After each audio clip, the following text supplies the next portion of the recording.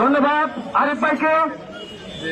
তাদের যে দাবি সেই দাবি সরকার আমরা ভালো নই, আমাদের দেশের রাষ্ট্র ব্যবস্থা আমাকে ভালো করতে দেয়নি, তারা আমাদেরকে ভালো করতে দেয়নি, এই ফ্যাসিস্টবাদী সরকার তারা আমাদেরকে ভালো করতে দেয়নি।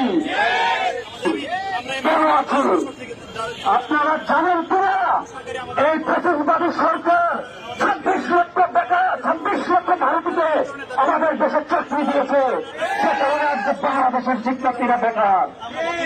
আজকে যদি 26 লক্ষ জনশক্তিকে যদি বাতিল করা হয়, আমরা কেউ বেকার থাকবে করি।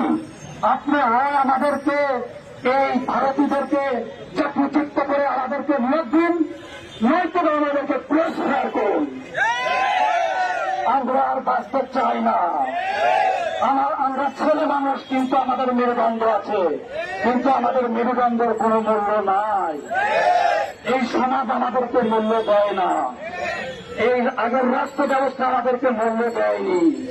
আমরা চাই আমাদেরকে সঠিকভাবে মূল্যায়ন করা হোক। আমি আরেকটি আপনাদেরকে কথা বলতে চাই, আপনারা জানেন কিনা আমাদের আউটসোর্সিং যে ভাইরা আজকে রাস্তায় নেমে জাতীয়করণ করতে যাচ্ছে, আমরা কি জানি না ভাই? আপনারা সরকারের দালাল ছিলেন,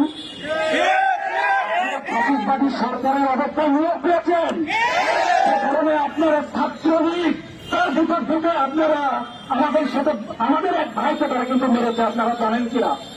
আমরা সেদিন যখন তাদের সঙ্গে কথা বলতে যাই, তখন কিন্তু আমাদের এক ভাইকে মেরে মারাত্মক অবস্থা হয়ে আছে, তিনি এখনো হসপিটালে।